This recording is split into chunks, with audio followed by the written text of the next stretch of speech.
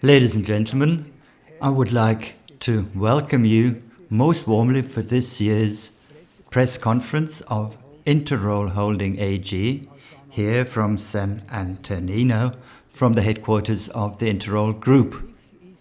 This is the 21st press conference for me in my position as CEO. Unfortunately, it's the first time that I'm not able to speak to you in person at Zurich.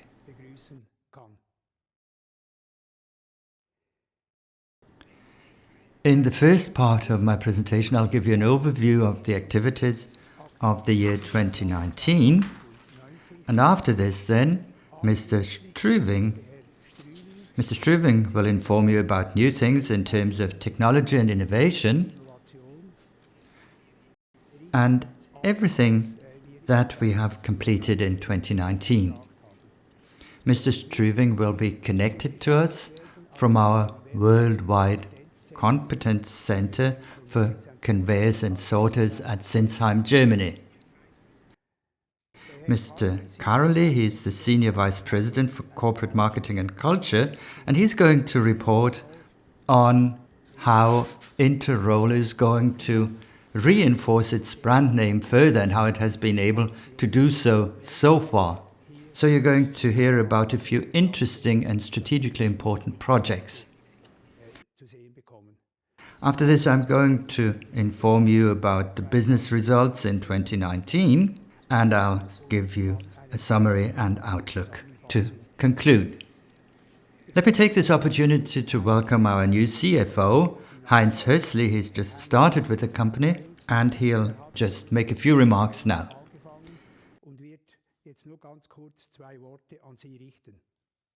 Thank you very much, Mr. Zumbühl. Ladies and gentlemen, I'm very happy to be here. Let me just make a few remarks on myself. I'm 51 years old. I'm married. We have 2 teenage sons. My career, I'm a chartered accountant, and in 2009 I took an executive MBA with the Duke University of North Carolina. I worked for Bühler at Utzwil for more than 20 years in various functions, among other things. I was the CFO in Mexico for 2 years and slightly under 5 years. The CFO in North America at 2 different sites. And from 2012 on, I've been the CFO of the Advanced Materials Unit with sales of 650 million last year. I'm happy to get to know you later on in person. Unfortunately, this is not possible right now, but I'm looking forward to meeting you later on. Thank you very much. Back to Mr. Zumbühl.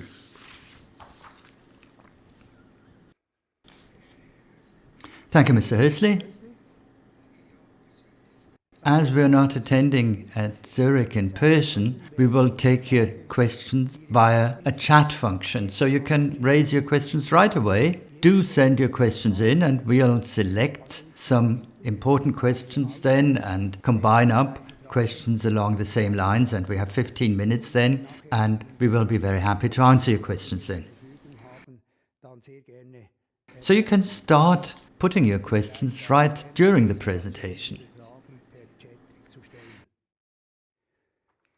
2019 once again was a year characterized by many highlights. First highlight was our record profit, a historical record, and also our cash flow, which was increased by nearly 50%. For our medium-term and long-term future, it's of enormous importance that we keep on working on the pipeline. By pipeline, I mean the innovation, and we have made an important step ahead. As in the previous year, you remember, last time at Zurich, we informed you that our journey is continuing. And we're going to step up these efforts even. Next, then, we need to expand our capacities in the medium term and long term. And you know our concept, it's like a Lego system. That is, our products are based on platforms. So we've taken a further step towards digitalization so that the interfaces will work. That is, we are expanding the interfaces among modules further, and you're going to see two very nice examples of this. Our growth strategy is based on 3 pillars.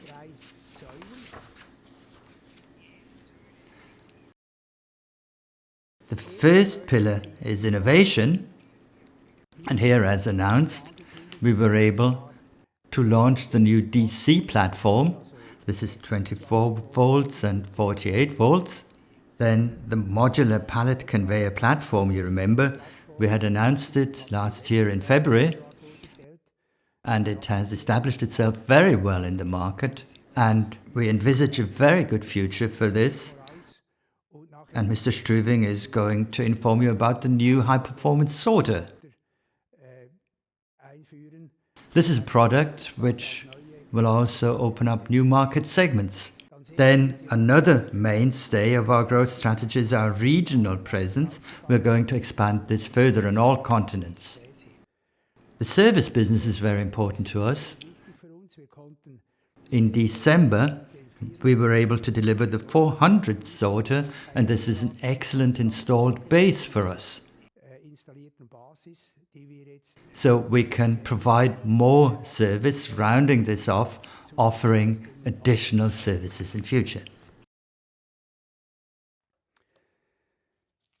Ladies and gentlemen, our business model over all these years, it was really the first time 15 or 16 years ago when I spoke about this. It has stood the test of time in an extraordinary way, and it will also bring success to the Interroll Group in future. First of all, we are in a very dynamic market, materials handling, and of course new vendors are also joining this market because this market is so attractive. There will be some consolidation, and it's important for Interroll that with every consolidation happening in this dynamic market, that we have a good position in the market on which we can build in future. Interroll, when you look at its business model, is based on 3 mainstays. The first mainstay is our products. I mentioned we have this platform system. It's like a Lego system and tested worldwide. Then over all the years, if you just look at the last 20 years, we have built 18 new companies. That is, we're very close to customers. We produce where we sell. So this brings us very close proximity, also has advantages in terms of delivery periods. Our team is headed by Jens Karoli, and they have done an excellent job. So our brand has been established worldwide as the technology leader, conquering the confidence of all our partners. The customers of our customers are the end customers in the various markets like e-commerce, or the postal industry, airports, and so on. And we started with this 10 years ago, getting ourselves to be known better for our proven products. Our direct customers, that's first of all the global system integrators, but it's also local equipment suppliers or smaller integrators. 95% of all our customers, all in all, it's 28,000. 95% are local customers, medium-sized and smaller companies who we work together closely, and we enable them to grow. And Mr. Karoli will also give us a few very good examples of this. And it's especially in today's time, even in March 2020, this slide here will actually be to our advantage. We've never lived above our station, and apart from the enormous capital spending that we spent on our future in order to achieve innovation and other things, we kept ourselves fit on the other hand, so we didn't want to put on any fat. And in fact, we want to be able to act early on in order to avoid any restructuring. Orientating ourselves to internal and external benchmarks is extremely important to us. One example of an internal benchmark from the last year, 2019, here we had the second big project from an e-commerce company, an integrator from South Korea, and it was more than 12 kilometers of this MCP, of the modular conveyor platform concept. Our European colleagues would never have thought that our Chinese friends would be able to complete this project in just, and you have to keep in mind it's 12 kilometers of conveyor, and they managed this in just 12 months. They did manage, they did keep their promises, and the customer paid the bill. Of course, this is an excellent internal benchmark within the group. It shows what the market demands, not just in China and in South Korea, but in fact, it calls for this the world over. As I mentioned, our market continues to be dynamic. Everybody talks of e-commerce, but it's not just about e-commerce. All of materials handling is important. You see this especially at these times. Everybody speaks of supply chains, and you can see where the weak points are. You can see this today. And to us, this means an enormous opportunity in the long term. Customization, when you buy a white shirt today, like I'm wearing at the moment. And if you go to the Zalando website, you will find at least 50 different versions of it. That is, all of this has to be supplied, all of this has to be sorted, and above all, it has to be close to customers. And this will bring us very good opportunities in the future as well.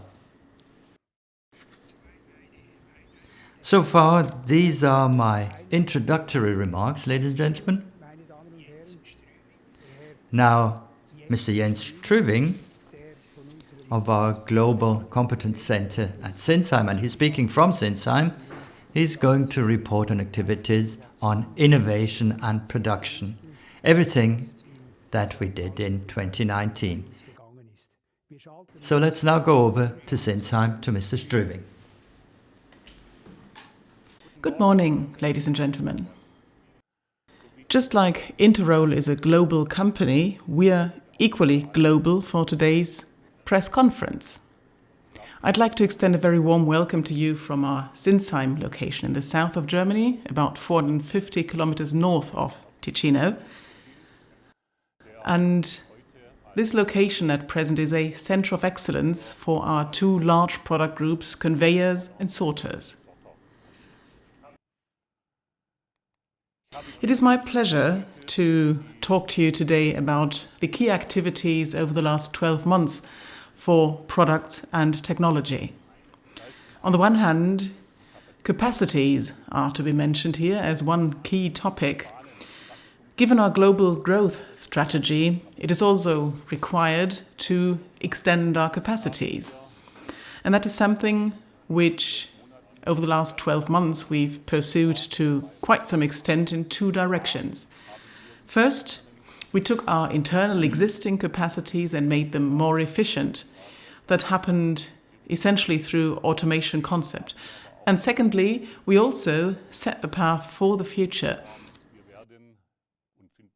We will and are already in the process of opening new locations in all of the three world regions in which we're active right now, or will extend existing locations. When it comes to innovation, we have three key products that we launched over the last months. First, there's the fully digital DC platform. Then there is our modular pallet platform, which was supplemented in November by two so-called interface elements, which is the transfer car and the tracks. And thirdly, there's our high-performance sorter, which is a real innovation. And later on, I'll talk about the details of it.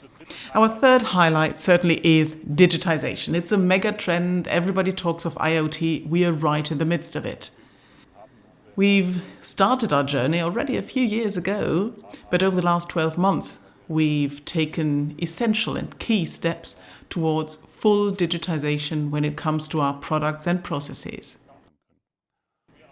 But let us start with the first segment, the first highlight, if you want, our capacities. Global expansion, that's the key word here. Half a year ago, we decided for the EMEA region to build a new location, because specifically for conveyors and sorters, our capacities were reaching their limits.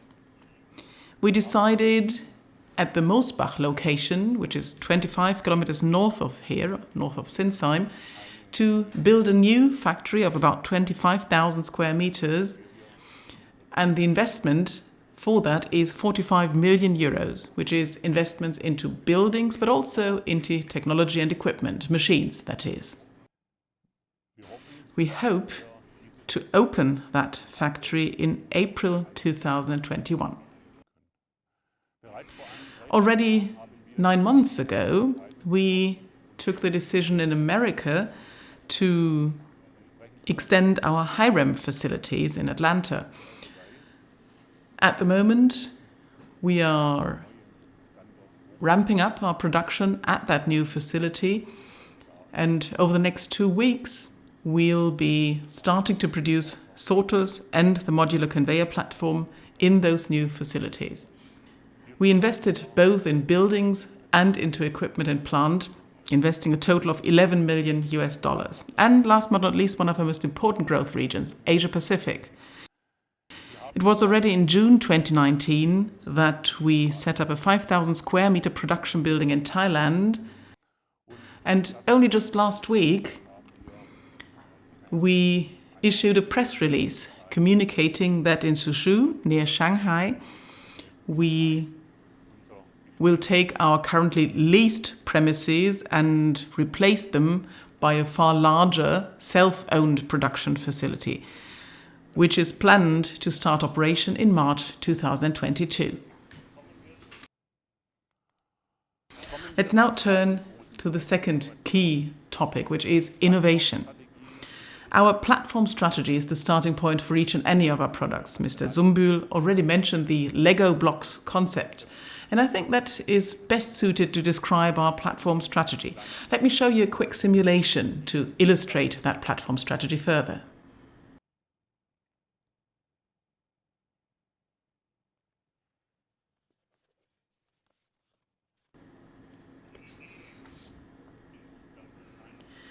The idea here is to take individual elements such as rollers and the roller drive, which you can see at the bottom of the pyramid, and make them into modules. And those modules then get supplemented by controls, shown here as an MCP and a power supply. And that results in our modular conveying concept for carton solutions and pallet solutions. And looking at the very top here of the pyramid, you can see what I'd call interface elements. On the left-hand side, that's our transfer car. In the center, the stacker crane. And on the right, that's one of the curve elements, the belt curve. Those interface elements will be connecting our products, and thus our product strategies and product components.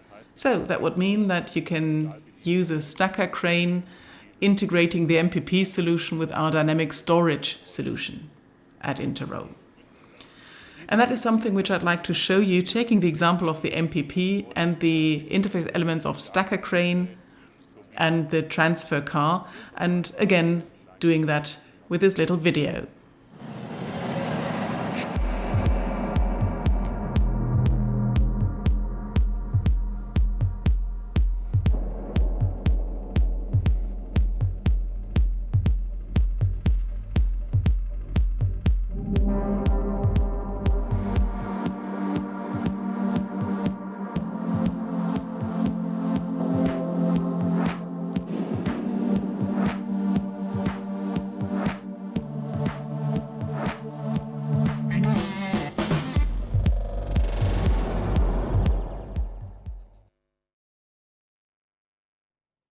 Ladies and gentlemen, I think this video was able to show you quite nicely how we can take different product groups and combine them with our interface elements, thus creating added value for our customers. One-stop shop, one solution by Interroll for our customers, that's our objective. Let's now look at our third highlight, and that really is the biggest highlight over the last 12 months. 2 weeks ago, we presented our new high-performance sorter solution to the market. This is a project which was handled by 3 project groups in all of our 3 world regions, Americas, Asia Pacific and Europe. And they handled this jointly, and that's also something which for the first time in the history of Interroll was launched simultaneously in all of those world regions. This new high-speed, high-performance sorter allows us to enter an entirely new market segment. That is a market segment that is characterized by an extremely high sortation throughput, and that is what we achieve through a sorting speed of 2.5 meters per second, which translates into a throughput of 20,000 sorting units per hour. And I'll show you another video illustrating our new high-performance sorter.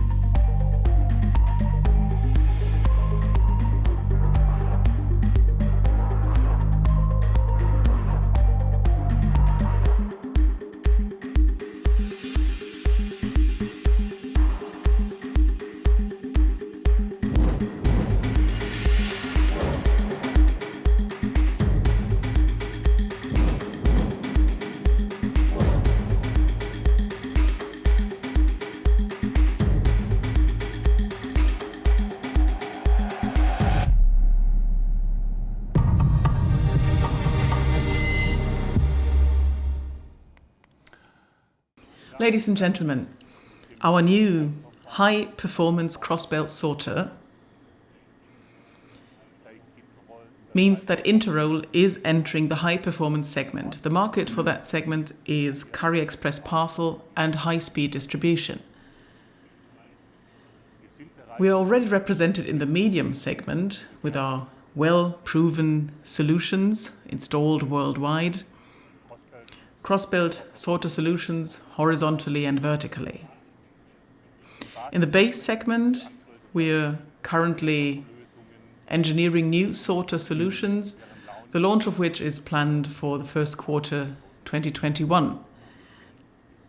And prepare to be surprised.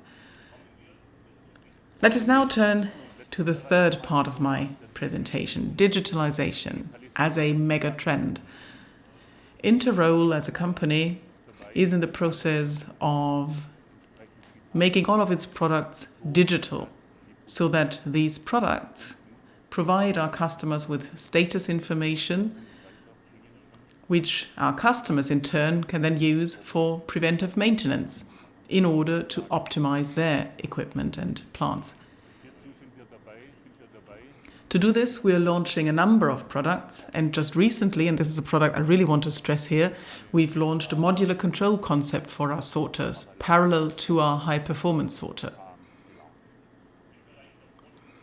As for production, we are centered around our global SAP and PLM system and allowing for the complete integration of all of our locations and extend it further, but also within separate locations, we're going to the integration of man-machine concepts.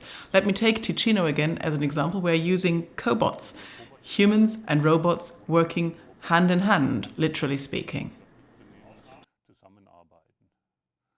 Also, at our Wermelskirchen facilities, we've turned our factory into a paperless one.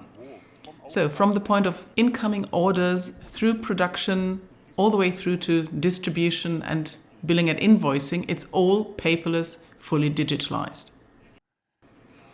Also, in the next few years, we'll continue to massively invest into these premises and to improve further. To do that, as I said at the outset, we've initiated 7 lighthouse projects. Ladies and gentlemen, I hope I've been able to give you some insight into our current capacity extensions, into innovation and into digitalization. Thank you very much. And with that, I'm happy to hand over to my colleague Jens Caroli and also switch back to Ticino. And he'll take you through the highlights in marketing.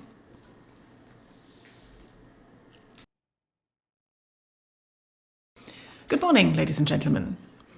We're back in Ticino, and we've just heard a lot from Jens Struving about innovation and products, and I'd like to link up to that. Interroll considers itself a world market leader, an agenda setter.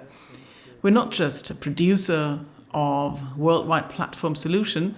Most of all, what we are is a solution provider, a partner to our customers, and we also are seen as somebody who carries weight in the market. So with our proven technologies, with the experience we've had worldwide, with the 28,000 customers we service worldwide, we are somebody whom people believe and trust and can take our word for granted. Our strategic positioning this year was extended quite substantially. So we've taken our own and also new PR channels to set our agenda. We've produced a number of interesting interviews, and as I said, I've been able to set some more and new trends in the market. In the web, as we're doing right now, we've used new tools, more interaction, configurators that can be used, allowing our customers on a daily basis to download CAD data, allowing them to see how it all fits together, where they can really directly use our 3D information in order to equip their machinery accordingly. Also, we've entered into partnerships with institutions, market research companies, but also consultants who will continue to help us extend our competencies in this field. And that's also something which we're happy to pass on to our customers. And last but not least, last year we attended 31 trade fairs. It's bound to be less this year, but last year was 31 industry fairs. Some of them were very specific specialty fairs, and we went around the world launching our products there. Now, moving from Ticino to Thailand, ladies and gentlemen. And there I'd like to show you a reference project, which allows you to see how we implement projects together with our end customers, but also make use of our partner network in this, arriving at true partnership through this. So, as I said, we're going to Thailand, Southeast Asia, a region where we very strongly believe in further growth. and into which we've also substantially invested just recently. You'll remember we built this new plant in Thailand, which started production last year. Here's the video.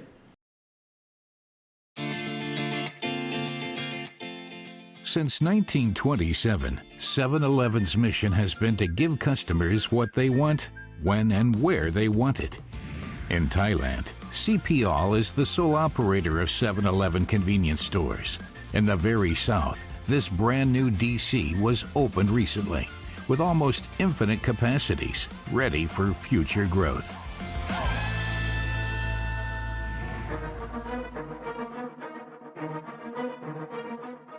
In Hat Yai, the work is done by over 300 staff members of CPL.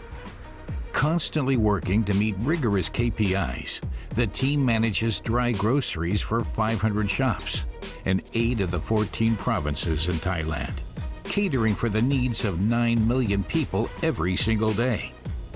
Intermat is one of the leading system integrators and a member of the global Rolling On Interroll community. It designed this seamless material flow solution, which can handle up to 15,000 SKUs with 40,000 cases shipped easily every day. Orders are processed in just a few hours. 2 shifts handle both inbound traffic, picking, commissioning, and sortation, ensuring that everything leaves the hub on time. Tolerances for on-time shop delivery are tight and are always managed closely. Interroll was asked to supply the mission-critical solutions to enable the facility to work as efficiently as possible. Process accuracy and smart automation was of utmost importance. It was clear that nothing other than proven technology and the highest availability of the system was required. Intermat found a future-proof solution based on the entire portfolio of the Interroll modular conveyor platform and the Interroll carton flow solution. It enables state-of-the-art pick-to-light commissioning of up to 80,000 goods per day. The pick-to-light commissioning on 3 levels is supported by the attached carton flow, a simple but ingenious solution to the robust conveying technology.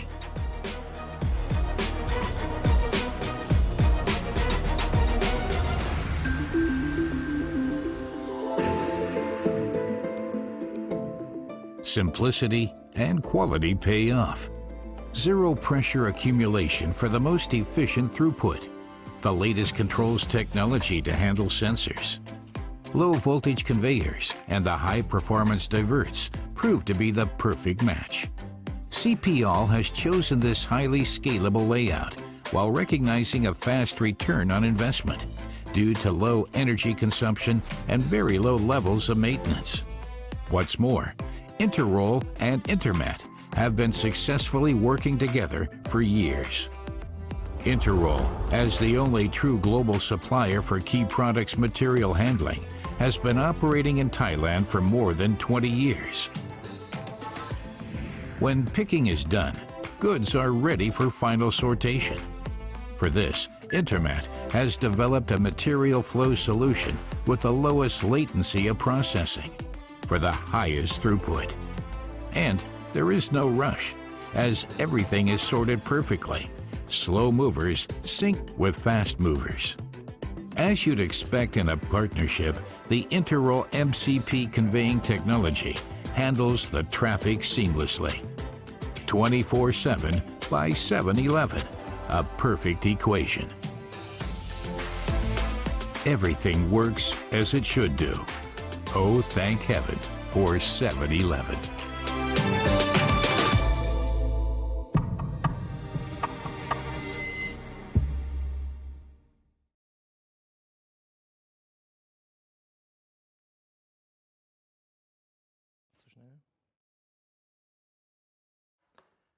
Ladies and gentlemen, we're back in Ticino, but I'll take you right along on the next journey to Rome. And I'd like to tell you about our global partner program called Rolling on Interroll, a program that we initiated about 5 years ago. And it's about setting up a community that we've built up which comprises about 100 partners worldwide by now, all of whom are characterized by enormous growth potential, and all of whom, within their own industries and niches, are leaders who are very much focused on innovation and quality, and who've committed to exchanging experience with representatives from Interroll, but also others from the network, exchanging experiences, competencies, and trying to jointly win projects. We see ourselves clearly as the enabler in that. We are the matchmaker. We very specifically and diligently select those partners. And, as I said at the outset, it was in Rome where we organized a large conference last year. About 70 of those partners attended. And that conference was all about sharing competencies, but also introducing partners to each other. So we organized a matchmaking event with one-on-one sessions where partners met for the first time, talked about projects, about technologies, about joint customer projects, and a lot of business was generated from it for those partners, but obviously also for us. Another potential that we see for this community is that we've achieved something for the industry that hadn't been there before. We've got these 100 partners around the world now setting up a network of exchange, of integration, which might actually talk about joint standards in the industry for the future that might jointly fight and strive towards new platforms and joint growth wherever it makes sense. So something which is certainly strategically very important to Interroll, and I'm quite proud of what we've achieved over those last 5 to 4 years.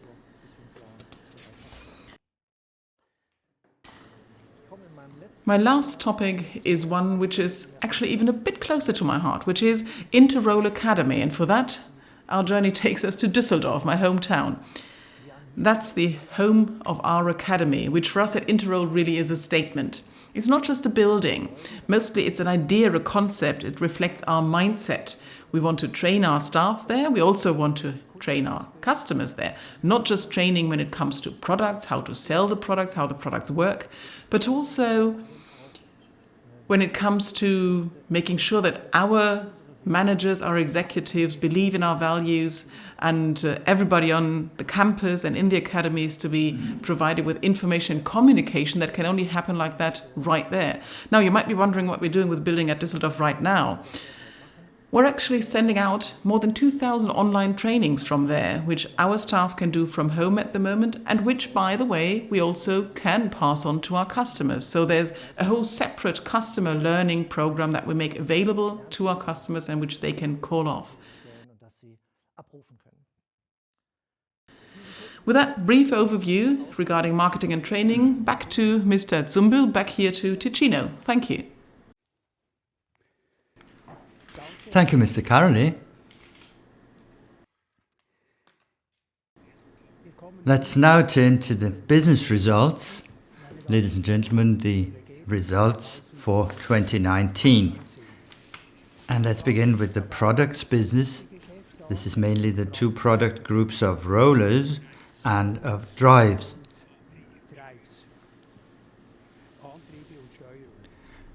With both these product groups, we were able to increase sales in local currency by about 4%. It was 1.9% consolidated or 1.3%. On rollers, we're talking about strong growth. You only see one part of the sales, that's the external sales, with customers buying the roller's product. But there's also a major share of sales that comes from internal customers, be it MPP or MCP, which of course also uses rollers, generating internal sales. We've established ourselves further on drives. Remember, we had a strong increase in sales last year. We established the EC5000. The market for materials handling is a conservative market, meaning it always takes a certain time until customers, as I said, we have 27 7,500 customers, and many of them are small or medium-sized companies. And of course, they want to test things, so it takes a certain introductory phase. But the product has met with an excellent response. So if we now look at pallet flow and carton flow and conveyors and sorters, here we're first of all talking of the project business, but let me point out it's not only the project business.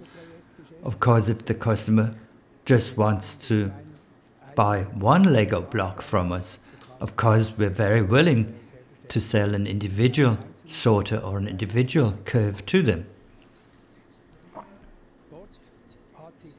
The cyclic nature of the pallet and carton flow business became quite evident last year. We had a decrease by 10.7%. In the year before, of course, we had won one or the other project which didn't come again the year after. These things keep on changing. Then let me say something in parentheses. It's been a tradition for Interroll to really be responsible for light goods units. So we're talking of parcels, we're talking of jumpers which are conveyed. So this could be, say, 100 grams to up to 30 kilograms or maximum of 50 kilograms. Even for the new crossbelt sorters, the limit is 50 kilograms. We never really were so active on pallets, with the exception of pallet flow for storage. But when you look at all the things that you can buy at supermarkets today, at least 95% of all these goods will have been on a pallet at one or the other time. So this was the starting point for us to decide that apart from pallet flow, we would also introduce the MPP and also further interfaces, as Mr. Struving explained, with the stacker crane and the transfer car. In other words, the Lego kit is larger now concerning pallet handling. So we're now talking of weights of up to 1.2 tons. So in 2020, as of the 1st of January, this unit is renamed Pallet Handling. And this combines all the products and solutions for pallets. Looking at the conveyor and sorters business, this is really an enormous highlight for us for two different reasons. The first reason being that in 2018 we had won a project worth millions, a double-digit number of millions in the US. So this was quite a massive order, which of course you won't get again every year, and we don't always try for these big projects, but if a customer wants to buy a big Lego kit, then we're happy to deliver it. On the other hand, in 2018, if you look at the annual report, we had growth in sales by 55% in this business unit. So in local currency, sales were increased by nearly 4%, compensating for this big project by many medium-sized or smaller orders, lending us a certain stability, which we have. If you look at the order intake, but also at the sales, here you see the impact of the really strong Swiss franc, and it's becoming even stronger at the moment. If you look at the exchange rates today, 5.7%. This is really better than what we had announced in the first half year. In July and August, we spoke of a postponement of projects, but also of one-offs. We were able to catch up on a few things, and were in fact able to close out better than we'd expected. On the other hand, sales increased 2.3%. If you now take the order intake and net sales over the last 5 years, then if you look at the years from 2014 to 19, we had order intake which increased by more than 9% over these years, and sales per year by more than 11%. So Interroll has proved over the last 5 years, or you could even go back further, we can prove that we have been able to grow much faster than the market, first of all, and secondly, we have these innovative solutions which enabled us to gain more market share. Net sales over the regions, you can see this here in this chart. Last year, or the last 2 years, we really said that sales in Europe should remain at about 50% of our total sales, that is in the other regions like the Americas and Asia, where we're also expanding now. We want to make this possible. We're on a good way. You can see the impact of the one-off effect in the US. It was a double-digit million order of the year before, of 2018. Let me then briefly mention an advantage which we're now benefiting from in this situation. We used to talk about currencies that we invoice in the currencies, local currencies of the places where we produce. But today we speak about the supply chains, and we're glad that we have these 16 production sites worldwide, and 75 to 100% is their readiness. 3/4 of production is utilized between 85 to 100%. China is close on 100% after 2 difficult years. The EBITDA, due to the better margin, but also due to better productivity and efficiencies, has increased further to 96.1 million. This means a margin of 17.1%. We had an impact on EBIT from the increased depreciation according to IFRS 16. This requires long-term payables like rental agreements or the leasing of machines. We don't have this so much. This has to be reflected in the balance sheet and depreciated over a certain period of time. We were able to compensate for this higher depreciation by lower depreciations on the SAP system. So we now reached this EBIT margin of 12.9%. The 2 real highlights of this 2019 results, ladies and gentlemen, is first of all the net profit. It's based on much better operating earnings, and it's based on a somewhat lower tax rates, so the net profit has been increased to 56 million. And it's the first time in our history that we are able to announce a double-digit margin. Our profits have never been that high, and we've never been able to report a margin of 10%. This is unique in the history of Interroll. This also helped us increase our equity ratio to slightly under 70%, or to keep it there. Let's not forget that the Swiss franc, of course, has an impact on certain assets abroad. All of a sudden they're worth less. But still, with this profit, we were able to increase our equity further. You can see in brackets what we had in the previous year, and now we have this ratio of 70%, so we're financed quite comfortably. The second very big highlight is operating cash flow. Of course, we can't expect this for every year. Due to the higher net profit, we were able to make enormous progress in managing our current assets by reducing the stocks, but also the outstanding payments, the receivables from customers, have been reduced.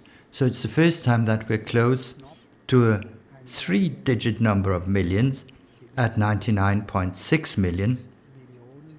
and this means slightly under 18% of margin.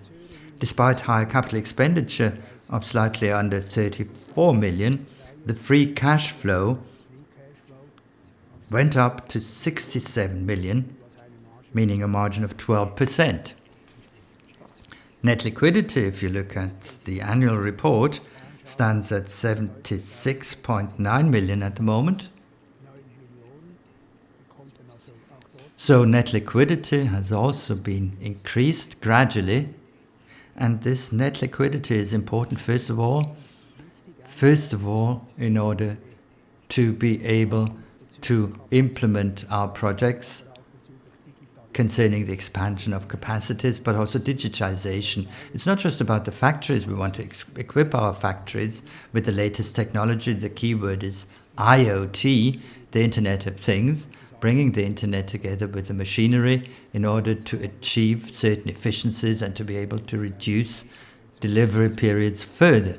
We expect that in 2020 and 2021, it will be about 50 to 60 million that we are spending on capital expenditure, and in 2022 then we expect it will be 40 to 50 million, and we'll return to the normal cycle of capital expenditure then. Of course, there may always be some shifts in the short term. This could be due to the most diverse events.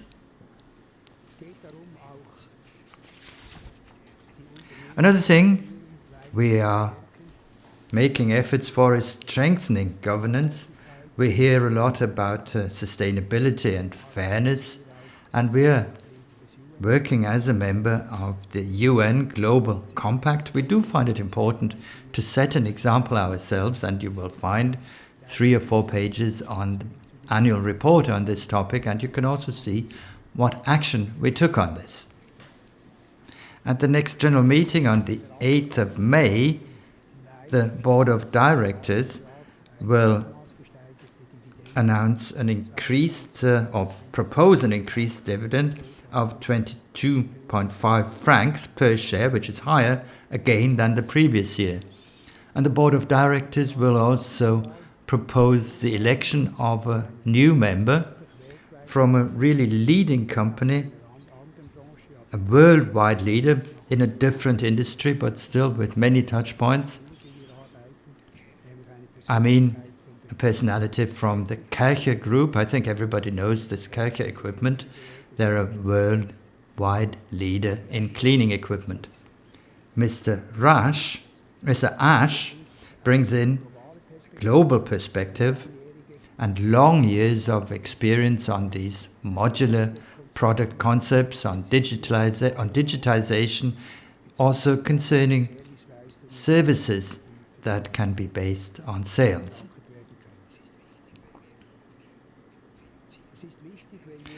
When we speak of finance, it's important for us to really have these funds available. And if you look at this chart, you will see that first of all, that over the last 10 years we've been able to increase our dividends quite strongly, and in some cases quite massively. You can see here what it was like in 2010. But let me point out to you, this was never just meant to do a favor to shareholders. So in fact, it was never at the expense of the substance of the company. So the earnings of the company, the earnings per average outstanding share, would always rise in line with dividends. If you took the same chart for the last 20 years, starting in the year 2000, you would get the same kind of chart with only one exception, when we reduced the dividend, and that was in 2009. Let me now sum up. We've spoken about industrial management, we've spoken about the opportunities in different markets, and we want to move ahead here full steam. It's also about innovation. Mr. Strüving has explained quite a few things, and Mr. Caroli explained how these concepts will be marketed the world over. For example, the cross-belt sorter. It's the first time in the history of Interroll that this high-performance cross-belt sorter was launched on exactly the same day in February on all three continents. We never had this before. Let's not forget about this. It's not just the product, it's the whole supply chain management, the engineering, configuration and everything. There's a lot, really a lot behind this. Furthermore, we need to advance our capacity expansion further and digitization. And when we now look at 2020 and the outlook, we started positively. And when you look at the order intake, in January, I was in China for 2 weeks, but also in Southeast Asia and even in Australia. And I came back with very positive impressions. And hardly had I returned home, the corona crisis came. And of course, it has affected everyone in the short term, but every company needs to manage with volatility.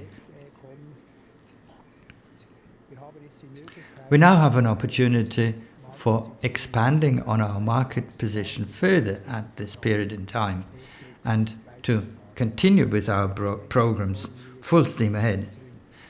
Of course, we want to maintain our capital expenditure. I remember in the financial crisis in 2008 and 2009, we had also built a plant, a greenfield plant at Sinsheim at that time. This site is completely built up at the moment and we are building on a second site now. We need to invest on these things. So these are our remarks, ladies and gentlemen. As I mentioned at the beginning of this press conference, we will now be available for the next 15 minutes. We'll be happy to answer any of your questions. You have been able to already put a few questions on the chat system, and I'll read them out, and then we'll be happy to answer these questions.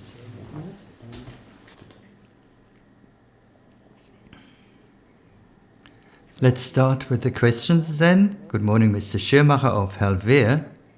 Ihre Frage ist auf Englisch hier. Given the crisis in airports expected to last for years, do you see your estimated growth in the end market in that future at risk? At the moment, as you heard yesterday, Swiss has grounded its aircraft. There are only a few birds left in the sky. And in the short term, this will certainly also have some impact. But usually projects are more long-term. It's big projects. That's the first answer. And the second answer is we don't have more than, say, 15% in this market. So even if this market should be reduced in the longer term, this wouldn't have a substantial impact on us. Next question.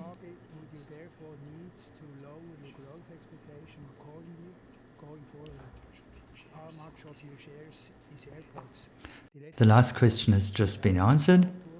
And when I look at the medium-term potential today, of which we always said, looking at the market and our growth, what we could certainly not maintain in the short term, but in the long term, we certainly maintain what we've always said.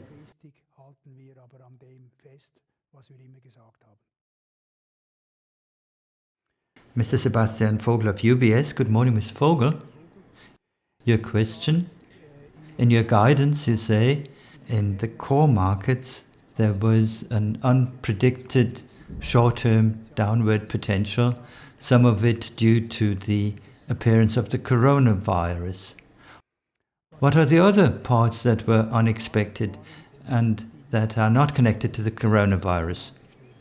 In fact, I've answered this question. You find this in the statement in our half-yearly report. We saw certain distortions in the global situation last year, also caused by the duties and so on, raised by China. So, because of this, we said that in the second half, that this would in fact be demanding, and it has become so. But at the beginning of this year, we felt that this has come loose again, and now we started quite positively until then, well, the coronavirus appeared. Good morning, Mr. Rotzer of Credit Suisse. You right? How did the order book evolve in the Q1? Any impact from e-commerce from that past holiday season and the current COVID-19 crisis? What we can say is that the order intake, depending on region, has developed positively in principle. Of course, there have been certain delays, postponements of projects and so on, and it's clear if you can't call on customers or our customers can't call on their customers at a vital juncture of a project, when you really have to negotiate on site, it is difficult then to make decisions on these things, and at times this is really about a lot of money. This will certainly also have its impact. But when you look at order intake, we're doing better than we would have thought. We're in the first 2 months. Of course, this may change. This is as of the 20th of March, and on sales, we're behind expectations. Mr. Rotzer had an additional question. Level of incremental growth for gross CapEx. I've already answered this question, in fact. It was answered in the presentation. Mr. Bosser, good morning. The impressive progress on cash conversion that you've made, I suppose you mean our current assets. Will they be in the long term, or have you reached too low a level with the 30 days? And what were the impacts? Well, as I said, if sales doesn't grow rapidly, it lies in the nature of things that current assets should also become better, which is the case, in fact. Of course, we're working on accounts receivable, and it's quite clear that we have some clear rules in China as well. In fact, we discussed this even before coronavirus in China when it was there. We work for customers 24 hours, but we also want to see cash then. So cash flow, as you've seen it here, of course this won't come in every year just like this. It also depends on what phase you are in and your capital expenditure. Mr. Rosenau then of Helvetische Bank. Good morning, Mr. Rosenau. You're asking if we were to assume that the general economy in 2020 would take a dive like in 2009, would you expect comparable sales decrease? As in 2009, it was 35% at that time. Thank you, Mr. Rosenau, for remembering this so well. In fact, it's still a pain in the neck to me. Although we really did make it through the crisis more or less well. But let me pass on this question to Mr. Strüving, what he is now doing. Not just now, but in fact this has been on the strategic program to do something about the volatility of our costs. That's what your question is about. Let's go to Sinsheim, to Mr. Strüving. Mr. Rosenau, thank you for that question. What we do is we try to become a lot more flexible in all of our facilities. That means smaller batch sizes, flexible, however, also means using different working hour models and making use of different ways of adjusting working hours of employees in different ways, using long-time banking accounts, for example. Also, we try to mitigate peaks by using temporary workers. At a global level, we try to balance capacities. We can manage to do so because the specifications of our parts and the quality of our parts are kept at the very same level in all regions, so the same look and feel to the customer. And that allows us to allow for such peaks in different regions and support them, say, with shipments from other regions. Thank you, Mr. Strüving. Mr. Burri of VVV, good morning. In the cross-belt sorter business, how are the market shares distributed among high performance, the medium segment and the base segment, and what are the market shares of Interroll?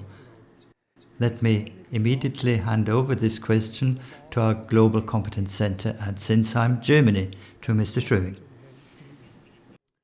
Mr. Burry, thank you for that question, and it is a question that's not all that easy to answer. At the moment, what we're seeing is a massive shift in the various segments. In the past, we've very much been active in that middle segment. Now, given that e-business activities are strongly increasing, particularly in the area of distribution and Courier Express parcel, we can see a drastic change going on. And it's more and more towards the so-called hub and spoke concept. So very, very large central distribution centers plus small local distribution centers. And this kind of shift is something you can also observe in the pyramid that I showed earlier. Therefore, to Interroll, it is very important in that high-performance segment to be on a sound footing there, which we've done now with our new high-performance sorter, but also we need to go into the base segment, into these so-called spokes, which is exactly what we plan to do and are preparing for early 2021. Thank you, Mr. Strüving. Let me add, if I may, these high-performance orders, as in the past, are a good door opener, a latch lifter for Interroll, because, of course, we could also offer what's to the left and to the right of the sorter and sell it. So in addition to these new opportunities, we can also sell more other products from our Lego kit. Next question from Mr. Fahrenholz. Good morning, Mr. Fahrenholz. Let me read out the question. Your annual increases in market share, do you see these continuing at 2 to 3% at group level, or even somewhat higher at the moment, thanks to your innovation, to your advantageous organization of your production compared to local peers? The function of our innovative products also is not just to conquer market share from existing competitors, but also from competitors threatening to substitute our technologies. That is, substituting our own technologies by new technologies. And this offers us new potential. I don't know whether it's the case in this area, but it's certainly our intention. So this is what we're accelerating, particularly now. Sebastian Vogel then of UBS. What share of your sales comes from the service business? Mr. Caroli could answer this. We've further extended our concept, as explained earlier. We now have more than 400 sorters running, which we also have in our maintenance. So we've certainly been able to extend market share here and increase our service business. Moreover, we've developed concepts as to how to also go into spare parts management and become better. And obviously we'll also look at maintenance and also retrofit as areas to be addressed now. Thank you, Mr. Caroli. Let me add, if I may, concerning the specific percentages, it's about 8 to 10% at the moment, and in the long term or medium term it will be 10 to 20%. The next question now from Mr. Barile. Are there any problems in obtaining important electronic components? Let me pass on this question to Germany, to Mr. Strüving. Mr. Barile, thank you very much for that question. What I can tell you at the current point in time, and again I'm referring to today's day, 20th March, I can tell you that we don't have that problems at the moment. What we are doing is taking parts to be flown to Europe and partially also into the US. I'm certain you're referring to the corona crisis and its effects on China. At the moment we are fully able to produce, and also our suppliers are fully able to supply. We certainly hope it will stay that way, but we have installed an emergency warning system that we're monitoring on a daily basis and are in close contact with our suppliers.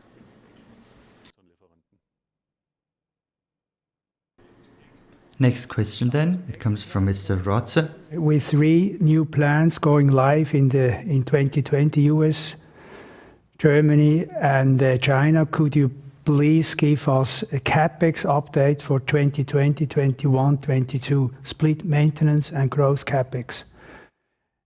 As I mentioned, it's about 50 to 60 million for this year, and for 2022 it's 40 to 50, and then we are returning as planned today. We're returning to the ordinary cycle of capital expenditure, which is at 25 to 30 million. So the difference compared to these 25 to 30 is due to this strategic spending. The rest is for maintaining the existing.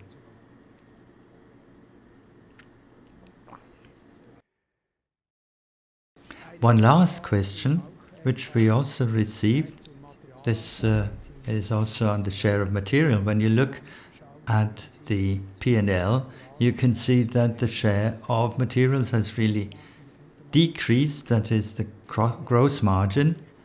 That's good news. On the other hand, it had some one-off effect in 2018 when the material share was much higher. This was due to this double-digit project from the US.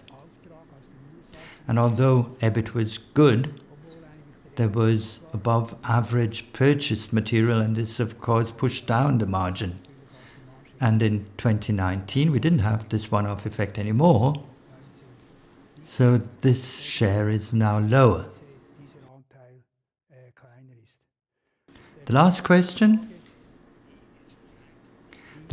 which we received now, why the other cost in the profit and loss account under other expenditure, why was this reduced by about 4 or 5 million? Basically, there are 2 explanations for this. First, we didn't use certain external partners for innovation projects because we didn't have these innovation projects. So this was certain costs which we didn't have. On the other hand, with IFRS 16, it's like this, that certain long-term liabilities due to rental agreements are no longer reflected as costs worldwide, but are reflected on the balance sheet. And this is also the 6 to 8 million of long-term liabilities, which you see on the balance sheet, without really reducing this liquidity of 83 million. So it was deducted from this. So we had cash of 83 million and we deducted these 7 million. So the net liquidity was then 77 million, because these long-term liabilities from rentals, 90% of it is from rental agreements, is now reflected on the balance sheet. And the cost then, some of it will be reflected as depreciation and the other part as interest. We have now received one last question from Mr. Liqua from Vontobel. Can you provide details on the new market like tire industry or fashion clothing? Do you see any new markets that you want to develop? Let me pass on this question to Mr. Carley. Thank you, Mr. Liqua. Yes, indeed. We've been able to clearly increase our business in the tire industry. There were large projects in the previous year and also the year before, and we've already identified some very interesting projects for this year. So that's quite a success. Although the automotive industry isn't doing all that well, but still we all need to buy tires for our cars. Secondly, fashion, clothing. So fashion and especially e-commerce in this respect, and the e-commerce segment, that is also something in which we have grown quite strongly and will continue to grow strongly, because obviously we'll be seeing people changing their behavior. They'll rather shop on the internet at the moment because they can't go into the shops. And we believe that that will continue to be the case in the future, and there'll be less brick and mortar retail trading rather than online retail. If you're asking whether we also want to venture into new segments and invest into new segments, then I can maybe answer it in this way. We continue to very closely look at the topic of food and want to continue to invest here in the future. Also, at the current point in time, we're seeing that hygiene issues are of very high importance, and Interroll, not just with the drum motor but also other things, can certainly achieve quite something.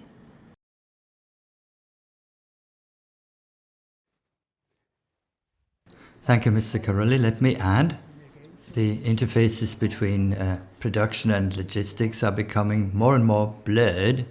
There are bigger potentials here, so in production logistics, we will also be doing things, and we'll tell you more about this next year at the next press conference. Now, ladies and gentlemen, I would like to close this year's analyst conference. Damit, meine Damen und Herren, schließe ich die diesjährige Analystenkonferenz ab. We would like to thank you very much for the interest you're taking in Interroll at these turbulent times.